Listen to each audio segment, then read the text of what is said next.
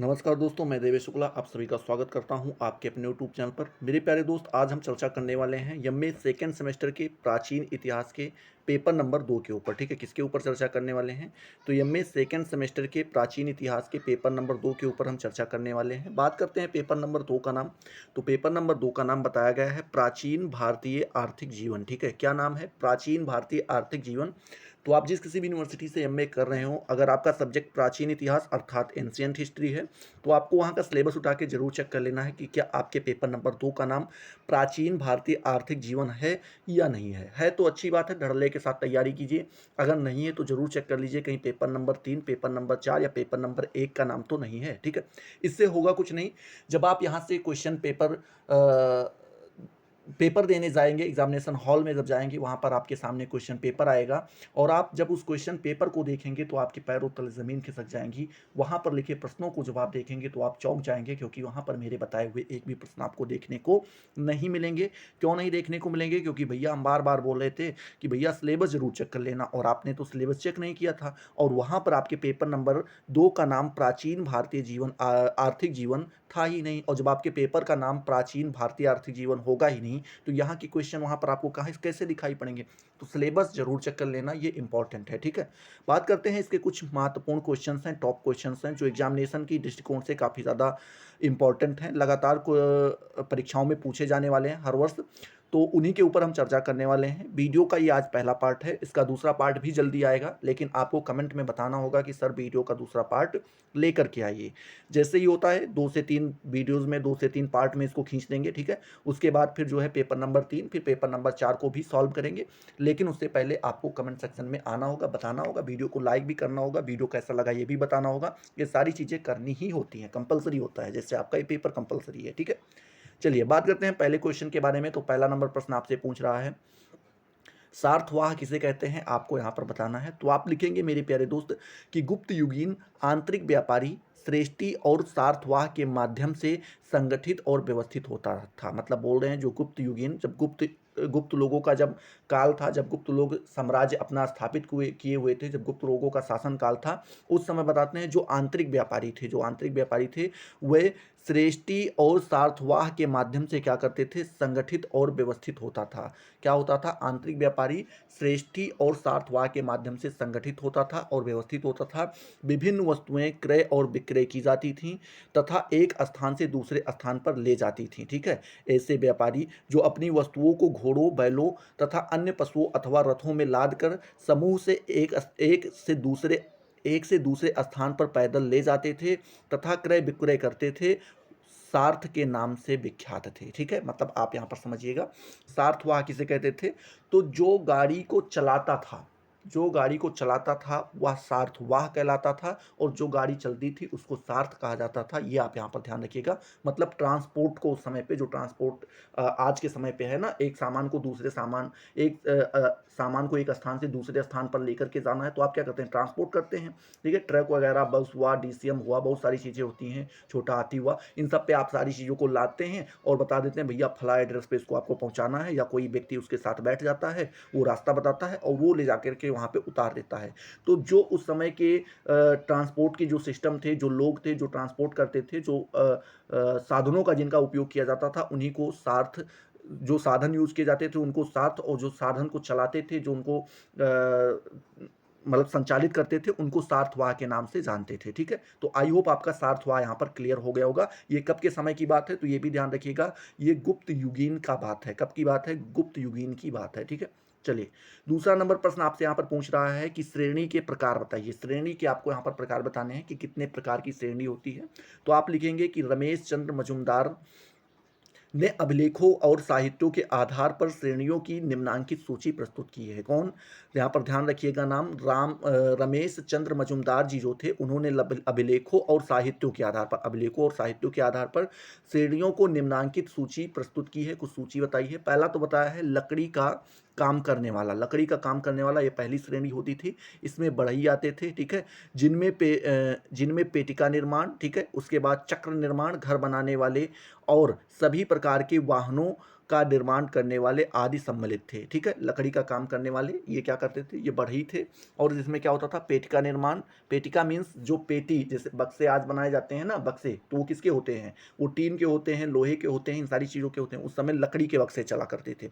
तो पेटिका निर्माण करने वाले, चक्र निर्माण करने वाले, जो रथ वगैरह हुआ करते थे, तो उस समय पे तो रबड़ था नहीं, मतलब रबड़ की खोज तो हुई नहीं थी, और न वो उस तरीके के चक्के थे, तो वो क्या होते थे, लकड़ी के चक्के बनवाए जाते थे। तो चक्र निर्माण करने वाले, घर बनाने वाले, लकड़ी के घर भी बनाए जाते थे। वैसे भी देखिए दरवाजा वगैरह लकड़ी का ही लगता है आज के समय में भी।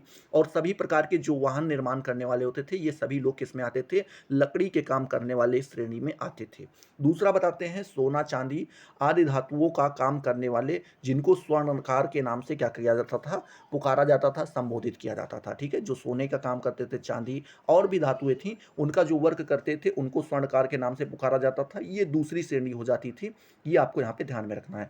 तीसरी श्रेणी जो आती है, वो आता है पत्थर का काम करने वाले। जो लोग क्या करते थे, पत्थर का काम करते थे, मीन्स किसी मूर्ति को तैयार करना, घर वगैरह बनाना, मंदिर बनाना, या फिर पत्थर की कई सारे जो है हथियार भी बनाए जाते थे। तो उन सारी चीज़ों को काम करने वाले जो होते थे, वो तीसरी श्रेणी में आते थे, पत्थर के काम करने वाले। ठीक है, आगे यहाँ पर जो है श्रेणी आती है कौन सी,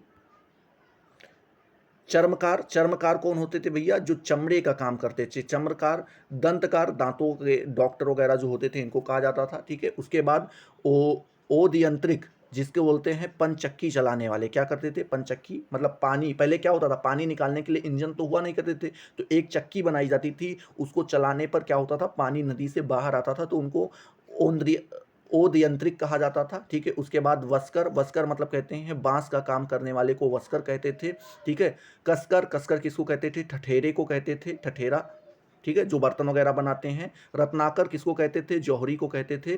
फिर बोलते हैं बुनकर या जुलाहे। ठीक है, बुनकर या जुलाहे, जो कपड़े को बुनते थे या कपड़े को बेचते थे, उनको कहा जाता था। कुम्हार, मिट्टी का काम करने वाले को कुम्हार कहा जाता था। ठीक है, उसके बाद तिल सिसिक। तिल सिसिक किसको कहा जाता था, तेली को कहा जाता था, जो तेल वगैरह का काम करते थे। ठीक है, उसके बाद श्रेणी का जो 13वां नंबर हिस्सा आता है, वो आता है आपका फूस का काम करने वाले और डालियां बनाने वाले। फूस का काम करने वाले और कौन, डालियां बनाने वाले, ये लोग क्या आते थे, ये 13वें नंबर पे आते थे। 14वें नंबर पे रंगरेज जी आते थे, रंगरेज लोग आते थे। ठीक है, रंग वगैरह का काम करते थे। 15 नंबर पे चित्रकार लोग आते थे। 16 नंबर पे आपके दनकी। दनकी मतलब क्या होते हैं, धान्य के व्यापारी, जो धान के व्यापारी होते थे वो आते थे। 17 नंबर पे कृषक मतलब कृषि लोग आते थे। 18 नंबर पे मछुए मतलब जो मछलियां वगैरह मारते हैं वो आते थे। 19 नंबर पे कसाई, जो गोश्त वगैरह बेचते हैं वो लोग आते थे।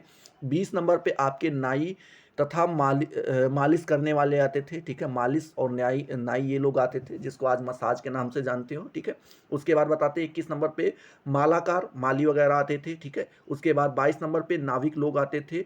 उसके बाद 23 नंबर पे चरवाहे आते थे, जो गाय वगैरह भैंस, गाय भैंस इन सबको क्या करते थे, चराते थे, उनको भोजन वगैरह देते थे, उनको चरवाह कहा जाता था। 24 नंबर पे आपके सार्थ सहित व्यापारी आते थे। सार्थ सहित व्यापारी मीन्स जिनके पास साधन हुआ करता था, जो साधन को, अपने सामान को लाद के ले जाते थे, तो उनको सार्थ कहा जाता था। ठीक है, उसके बाद आपके जो है 25 नंबर पे आते थे डाकू व लुटेरे। तो इस प्रकार से 25 और 26 और 27 श्रेणियों में बांटा गया है। 26 पे आते थे वन आरक्षी, जो सार्थों की रक्षा करते थे, और 27 पे आते थे महाजन लोग। ठीक है, इस प्रकार से आप कह सकते हैं कि पूरे समाज को उन लोगों ने 27 श्रेणियों में बांट रखा था, और जो ये श्रेणियां जो इतने हिस्सों में बांट रखा था, यही आपकी श्रेणियां कहलाती थी। इस तरीके से आप जो है बता दीजिएगा। आई होप आपका दूसरा नंबर क्वेश्चन भी यहाँ पर क्लियर हो गया होगा। अब हम बात करते हैं तीसरे नंबर प्रश्न के बारे में। तीसरा नंबर प्रश्न आपसे पूछ रहा है, देखिए ज़्यादा दिमाग पे जोर देने की ज़रूरत नहीं है, चीज़ें आसान हैं, बस उनको थोड़ा सा समझने की कोशिश कीजिए, आराम से समझ में आ जाएंगी। तीसरा नंबर प्रश्न आपसे पूछ रहा है, जेठक पर टिप्पणी आपको लिखनी है। जेठक किसे कहते थे, इसके बारे में आपको यहाँ पर बताना है। तो आप लिखेंगे कि डॉक्टर रिचार्ड फिक। कौन, डॉक्टर रिचर्ड फिक ने विभिन्न जातकों की विवेचना करते हुए यह मत प्रतिपादित किया है कि व्यवसाय की पैतृकता, जेठक का पद और उद्योग की विभिन्न शाखाओं का अस्थायीकरण इस तथ्य का प्रमाण है कि उस समय आर्थिक संगठन विद्यमान थे। मतलब बोलते हैं कि डॉक्टर रिचर्ड फिक ने विभिन्न जातकों का विवेचना करते हुए बताया है, क्या बताया है, मत प्रतिपादित किया है कि व्यवसाय की पैतृकता, मतलब जैसे कि मान लीजिए पिताजी कोई व्यवसाय कर रहे थे और उसी को अब पुत्र करने लगे हैं, तो वो क्या होता है, व्यवसाय की पैतृकता कहलाती है। जेठक का पद, ठीक है, उसके बाद और उद्योग की विभिन्न शाखाओं का अस्थायीकरण, मतलब उद्योग की कई सारी ऐसी शाखाएं थी जिनको अस्थायी रूप से संचालित ही कर दिया गया था। तथ्य का प्रमाण है, ठीक है, ये इस तथ्य का प्रमाण है, ये सारी चीजें इस तथ्य का प्रमाण है कि उस समय आर्थिक संगठन विद्यमान थे। उस समय भी क्या था, आर्थिक संगठन जिस तरीके से आज दिखाई पड़ता है उस समय भी विद्यमान थे। इन आर्थिक संगठनों की तुलना में उन्होंने यूरोप की मध्यकालीन श्रेणियों के साथ की है। मतलब बोल रहे हैं जो ये आर्थिक संगठन आपको दिखाई पड़ते हैं, इनकी तुलना जो है किससे की गई है, यूरोप की जो मध्यकालीन श्रेणियां थी उसके साथ इनकी तुलना की जाती है। जातकों से ज्ञात होता है कि पुत्र प्रायः अपने पिता के व्यवसाय को सीखता था। मतलब बोलते हैं जातकों से यह ज्ञात होता है कि जो पुत्र होते थे वो अपने पिता के व्यवसाय, जो उनके पिता कार्य करते थे, वो उनसे अपने पिता से सीखते थे। ठीक है, उसके बाद दंतकार वीथी जातक, उसके बाद रजक वीथी जातक, उसके बाद बताते हैं महावड वड ढक्किम गामो जातक आदि, जो कुछ भी लिखा हो ये प्रोनाउंसिएशन अपने हिसाब से आप कर लीजिएगा। ठीक है, आदि से यह प्रकट होता है कि किसी एक बीथी या संपूर्ण गांव में एक ही वर्ग के शिल्पियों को बसाया जाता था। मतलब बोल रहे हैं इतने सारे आप जातकों को जब आप पढ़ते हैं तो इससे हमें यह पता चलता है कि किसी एक बीथी या किसी संपूर्ण गांव को, जब किसी एक गांव या समाज को बसाया जाता था तो उसमें एक ही प्रकार के लोग रहते थे, एक ही कला सीखे हुए रहते थे। चाहे वो कपड़ा बुनने वाले हों तो एक गांव पूरा कपड़ा बुनने वालों का होता था, एक गांव पूरा लकड़ी के काम करने वालों का होता था, एक काम पूरा सोनारों का होता था। तो इस प्रकार से जो है इनको क्या करते थे कि जहां पर गांव बसते थे वहां पर क्या होता था, एक ही तरह के लोग होते थे। ठीक है, उसके बाद बताते हैं कंपार जेठक मालाकार, ठीक है, मालाकार जेठक, जेठक मीन्स सेठ आप कह सकते हैं। अगर एक वर्ड यूज करें, अभी याद आया, सेठ आप यूज कर सकते हैं, जो आज के समय पे यूज किया जाता है, सेठ। ठीक है, उसके बाद बर्दिक जेठक आदि जातकों से यह ज्ञात होता है कि शिल्पियों में जेठक भी हुआ करता था। कौन हुआ करता था, जेठक भी हुआ करता था। इसे भी श्रेणी समूह कहा जाता था, और इसे भी क्या कहा जाता था, श्रेणी समूह कहा जाता था। एक तरीके से जब कोई कई सेठों का एक जगह पे, जैसे जहाँ पे देखिए बनिया रहते हो वहाँ पे बनिया वगैरह ही रहते हो, पंडित रहते हो पंडित ही रहते हो, ठाकुर रहते हो ठाकुर ही रहते हो, नाई रहते हो नाई ही लोग रहते हो। तो इस प्रकार से जो बनता था उसी को क्या कहते थे, अपना जेठक वगैरह कहा जाता था। इस तरीके से आप बता सकते हैं। ठीक है, चलिए चौथा नंबर प्रश्न आपसे यहाँ पर पूछ रहा है, क्या पूछ रहा है, श्रेणी के जन कल्याणकारी कार्य बताइए। श्रेणी के कौन कौन से ऐसे जन कल्याणकारी कार्य हुए हैं उनके बारे में आपको बताना है। तो आप लिखेंगे कि श्रेणियों के कार्यों में विश्राम गृह, ठीक है, श्रेणियों के कार्यों में क्या होते थे, विश्राम गृह, पंचशाला, सभागृह आदि विभिन्न प्रकार के क्या थे भैया, विभिन्न प्रकार के जन कल्याणकारी कार्य होते थे। दीन दुखियों और निर्धनों की सहायता भी इनके द्वारा प्रदान की जाती थी। बताते हैं दुर्भिक्ष में पीड़ितों की रक्षा करना उनका कर्तव्य था। मंदसौर अभिलेख से ज्ञात होता है कि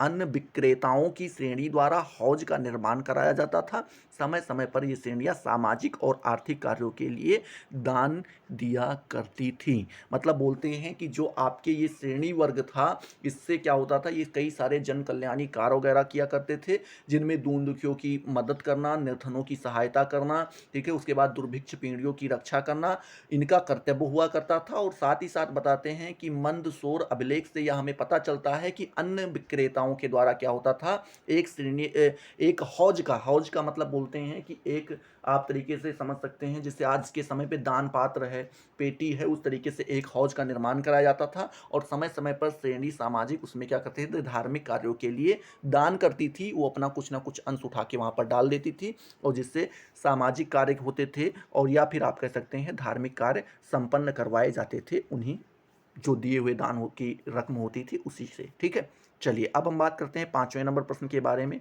पांचवा नंबर प्रश्न आपसे पूछ रहा है दास प्रथा के बारे में आपको बताना है। तो आप लिखेंगे कि भारत में दासता का अस्तित्व अति प्राचीन काल से ही किसी न किसी रूप में विद्यमान रहा है। मतलब बोल रहे हैं कि भारत में जो दासता का अस्तित्व है ये बहुत पुराने समय से, अति प्राचीन काल से ही कह रहे हैं, किसी न किसी रूप में जो है मतलब दास बनाते थे। अब चाहे वो रूप दूसरा ही दे देते थे, नाम दूसरा दे देते थे, लेकिन किसी न किसी तरीके से दास ही बनाते थे।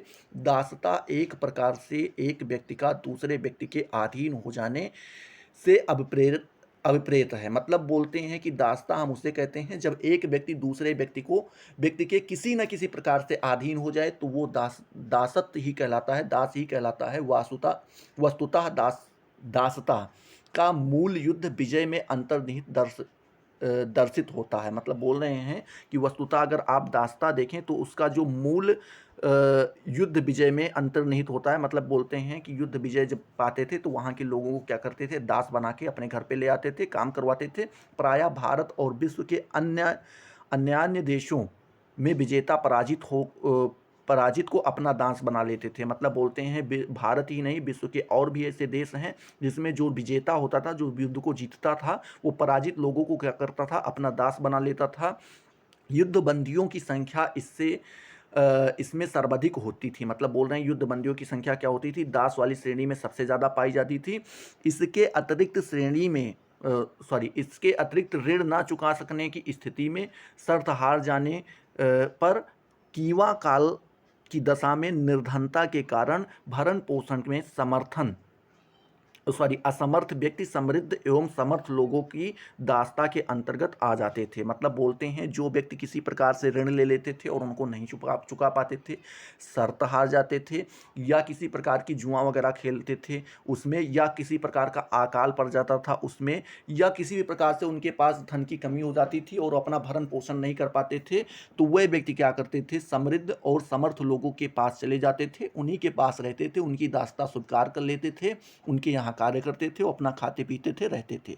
पाश्चात्य देशों में इस प्रथा का दासों की सामाजिक, राजनीतिक, आर्थिक व्यवस्था पर व्यापक प्रभाव पड़ा। मतलब बोल रहे हैं जो पाश्चात्य देश हैं उसमें जो दास प्रथा है, ठीक है, इसमें दासों की जो सामाजिक, राजनीतिक, आर्थिक व्यवस्था थी, इस पे व्यापक प्रभाव, मतलब बहुत बड़ा प्रभाव देखने को मिलता है। भारत में अति प्राचीन काल से दास समाज का एक अंग रहे हैं।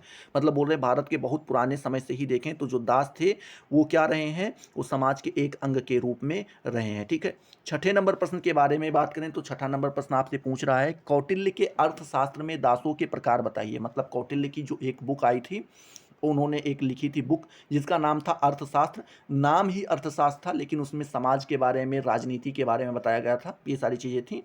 तो उसमें पूछे हैं कि जो दासों के कितने प्रकार बताए गए हैं, तो बताएं तो यहाँ पे 7 प्रकार के दास बताए गए हैं। ठीक है, कौटिल्य के दासों में निम्न प्रकार बताए गए हैं जो यहाँ पर बताया गया है। पहला तो बताया है आत्मविक्रयी, जो परिस्थितिवश अपने को बेचकर दास बनते थे। मतलब क्या होता था, आत्मविक्रयी में कोई ऐसी परिस्थिति आ जाती थी जिसमें व्यक्ति खुद को ही बेच देता था, वो आपका आत्मविक्रयी दास कहलाता था। दूसरा बोलते हैं उदार दास, जो अपना पेट पालने के लिए अपने को बेच देते थे। मतलब जो अपना भरण पोषण कर नहीं पाते थे, तो उनको किसी तरीके से वो जीवित रह सके, खाने को पाएं और रहने को पाएं, उसके लिए वो खुद को क्या करते थे, दास या बेच लेते थे, इस तरीके से करते थे। ठीक है, बोलते हैं प्रेक्षानुरूप दास में क्या होते थे, जो अपने आप को बंधक बनाकर धन लेते थे। मतलब बोल रहे हैं वो अपने आप को क्या करते थे, बंधक बना लेते थे, बनाकर और धन ले लिया करते थे। मतलब अपने आप को बेचते थे, उसके बदले में धन ले लेते।